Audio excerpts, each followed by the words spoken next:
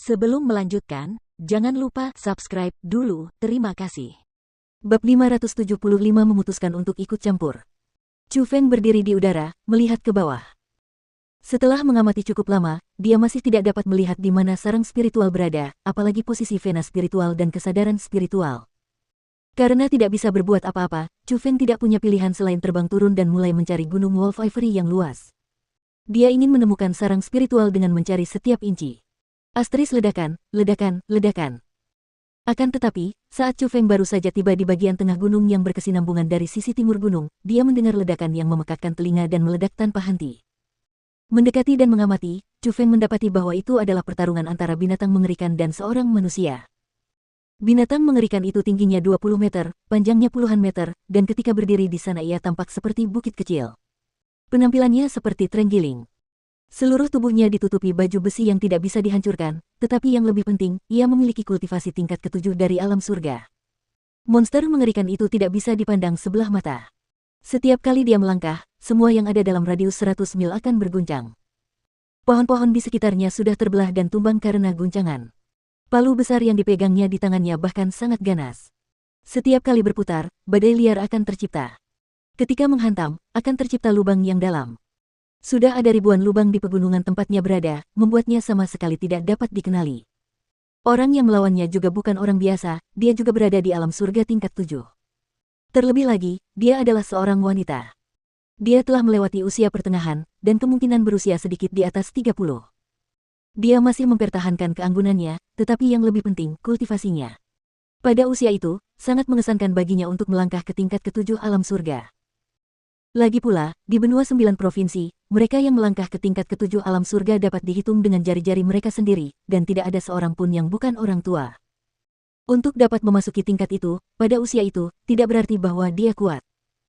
Itu hanya berarti bahwa para kultivator di wilayah Laut Timur berada pada tingkat yang sama sekali berbeda dari orang-orang di benua 9 provinsi. Asteris ledakan dentuman-dentuman. Monster itu dan wanita itu bertarung satu sama lain, terus-menerus menciptakan riak-riak yang mengerikan. Namun Chu Feng dapat melihat bahwa wanita itu akan dikalahkan. Saat ini, yang ada di pikirannya hanyalah bagaimana cara melarikan diri dari jangkauan serangan monster itu, namun dia ditahan dengan kuat di tempatnya oleh monster itu, dan tidak memiliki kesempatan. Binatang mengerikan ini tampak agak aneh, seolah-olah kehilangan kesadarannya. Chu Feng memeriksa dengan kekuatan rohnya yang tajam, dan menemukan bahwa binatang buas itu haus darah dan marah. Meskipun wanita itu bertanya mengapa ia menyerangnya berulang kali, binatang buas itu tidak menjawab, dan tidak melakukan apapun selain terus melancarkan serangan mematikan pada wanita itu. Itu berarti monster itu gila, atau pasti ada masalah. Selain itu, Chu Feng dengan cepat berjalan di sekitar pegunungan dan menemukan bahwa meskipun ada cukup banyak monster, tidak banyak di alam surga. Mengapa monster sekuat itu tiba-tiba muncul? Hal-hal aneh itu saling tumpang tindih, dan pasti ada alasan untuk semua itu. Namun, sayangnya, itu tidak berhubungan denganmu, jadi kamu tidak perlu khawatir. Chu Feng tidak begitu kesal dan bosan untuk peduli dengan kehidupan orang lain. Jika orang di depannya ditukar dengan orang yang memiliki perbedaan kekuatan yang besar dengan lawannya, atau jika seorang kultivator menindas orang biasa, maka Chu Feng pasti akan ikut campur. Namun saat ini, dua eksistensi dengan kekuatan yang sama sedang bertarung. Mungkin ada kesalahpahaman di antara mereka, atau dendam, atau mungkin alasan lain, jadi Chu Feng tidak ingin repot-repot dengan itu. Di dunia kultivator, yang berkuasa adalah yang tertinggi. Terlalu banyak pertempuran, terlalu banyak pembunuhan. Jika Chu Feng ikut campur dalam hal-hal itu setiap kali dia melihatnya terjadi, dia tidak akan mampu mengatasinya dan tidak akan punya waktu. Tunggu, masih ada orang lain. Namun, saat Chu Feng hendak pergi, dia menemukan dua orang bersembunyi di hutan terdekat. Satu laki-laki, satu perempuan, dan keduanya sudah tua. Kultivasi mereka juga tidak lemah, keduanya berada di alam surga tingkat 8, bahkan lebih kuat dari wanita sebelumnya. Melihat pakaian mereka, mereka mungkin bersama wanita itu. Akan tetapi saat ini, mereka bukan saja tidak membantu wanita itu dalam pertarungannya melawan binatang mengerikan, sebaliknya, mereka malah menyaksikan seakan-akan mereka tengah menyaksikan dua ekor harimau yang sedang berkelahi. Perubahan situasi seperti itu menarik perhatian Chu Feng. Dengan dorongan rasa ingin tahu, dia menyembunyikan jejak dirinya dan perlahan mendekat. Pada saat yang sama, dia mulai memusatkan kekuatan rohnya untuk menguping pembicaraan mereka. Orang tua, apakah kita benar-benar akan menyaksikan nona besar dibunuh oleh binatang buas ini? Bukankah kita terlalu berhati hitam? Bagaimanapun, selama bertahun-tahun, kepala keluarga telah memperlakukan kita dengan cukup baik. Ketika lelaki tua itu melihat pemandangan di kejauhan, wajahnya menunjukkan sedikit keengganan. Apa kau pikir aku menginginkan ini? Tapi anak laki-laki sialan kita telah dikurung di keluarga Ma. Jika kita tidak mengikuti perintah mereka untuk membunuhnya, yang akan mati adalah anak laki-laki kita. Apa kau berharap dia yang mati, atau anak nakal kita yang mati? Tegur lelaki tua itu. Dasar bocah sialan. Dia benar-benar hanya memberi kita masalah. Kalau ini sampai ketahuan, kemana muka kita akan pergi? Mendengar kata-kata itu, wanita tua itu mulai mengumpat, tetapi tidak pernah menyebutkan apapun tentang menyelamatkan nona besar. Dari situ, terlihat bahwa dia sudah memutuskan.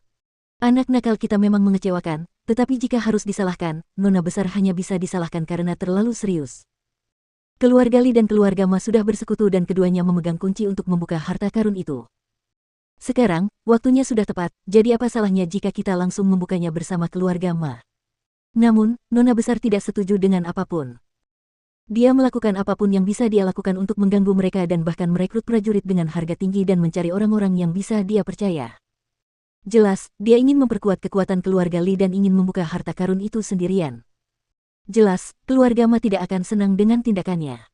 Memikirkan cara untuk menyingkirkan nona besar adalah hal yang masuk akal. Jadi itulah mengapa saya mengatakan bahwa dia hanya ingin mati.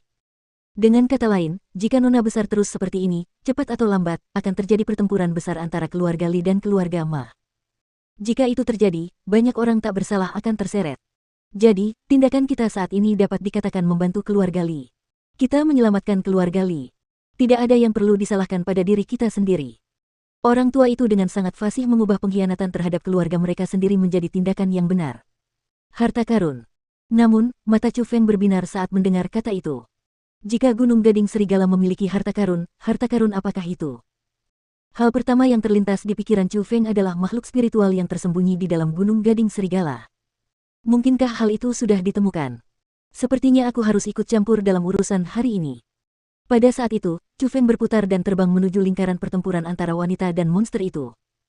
Peristiwa hari ini kemungkinan besar terkait dengan makhluk spiritual dan kesadaran spiritual di dalam Gunung Gading Serigala. Bahkan jika mereka tidak berhubungan dengan kesadaran spiritual, karena ada harta karun, Chu Feng pasti tidak akan hanya menonton dengan tangan di balik lengan bajunya. Dia memutuskan untuk menerobos masalah itu. Tidak ada permusuhan di antara kita. Mengapa kau harus terus mendesak dan ingin membunuhku? Pada saat itu juga, wanita itu benar-benar kelelahan. Dia benar-benar ditekan oleh monster mengerikan itu. Dia terus menanyai monster mengerikan itu, tetapi tidak ada gunanya karena monster itu hanya menanggapinya dengan raungan yang memekakkan telinga dan nafsu haus darah yang tak terbatas. Asteris wow dan tepat pada saat itu, terdengar suara gemuruh lainnya. Palu besar di tangan monster mengerikan itu menghantamnya ke bawah sekali lagi. Pada saat itu, wanita itu secara tidak sadar bergerak untuk menghindar, tetapi dia tidak dapat melakukan apapun karena kekuatan langitnya telah terkuras habis. Kecepatannya tidak sesuai dengan pikirannya, dan sudah mustahil untuk menghindari serangan itu.